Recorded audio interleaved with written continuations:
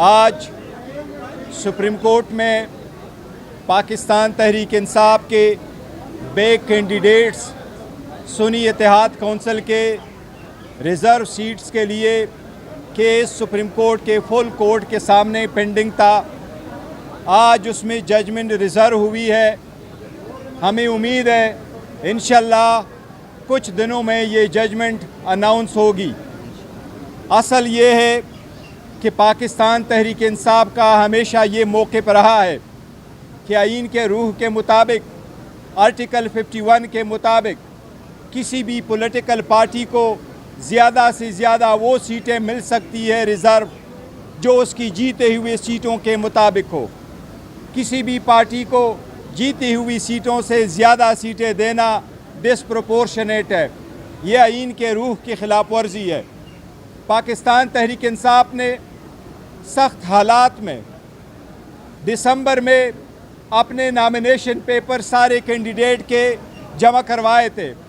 पाकिस्तान के 859 कंस्टिट्यूएंसी पे पाकिस्तान तहरीक इंसाफ ने 828 कैंडिडेट को टिकट दिए थे। वुमेन के लिए भी रिज़र्व सीट के लिए प्रायोरिटी लिस्ट इशू हो चुकी थी।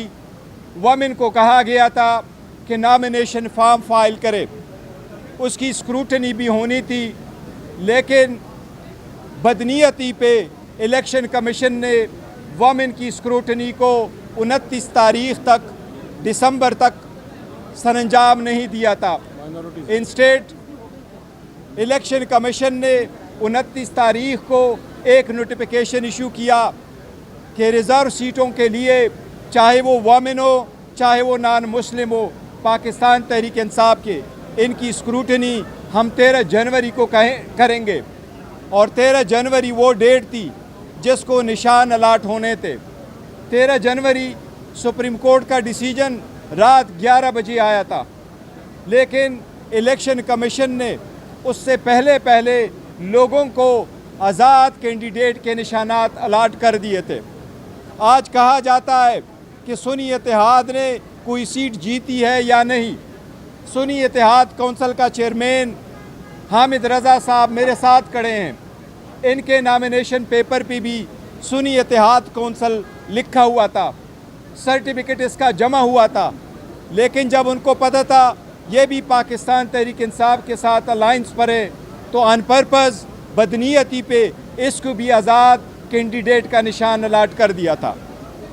जब ये सीटें आई, इलेक्शन कमीशन के कानून के मुताबिक, रूल्स के मुताबिक, आर्टिकल 51 के मुताबिक आज़ाद इलेक्शन ऑफ निशानात पे जब हम सीटें जीत के आए तो KPK से 91 MPs, नेशनल असम्बली के 85 MNs, पंजाब असम्बली के 107 MPA, सिंध असम्बली के 9 MPA ने विद इन तीन दिन के अंदर जो आइन की रिक्वायरमेंट है उन्होंने सुन्नी इत्तेहाद कौंसिल को ज्वाइन किया।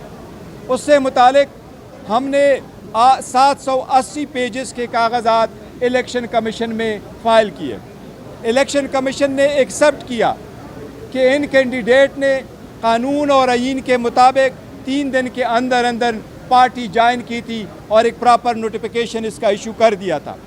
इसके बावजूद कि हमारा हक था कि रिज़र्व सीटें हमें मिले, जिसमें 67 सीटें वुमेन की है और 11 सीटें नॉन मुस्लिम की है, वो सीटें हमें नहीं दी गई, जिसकी वजह से हम सुप्रीम कोर्ट में मौजूद हैं।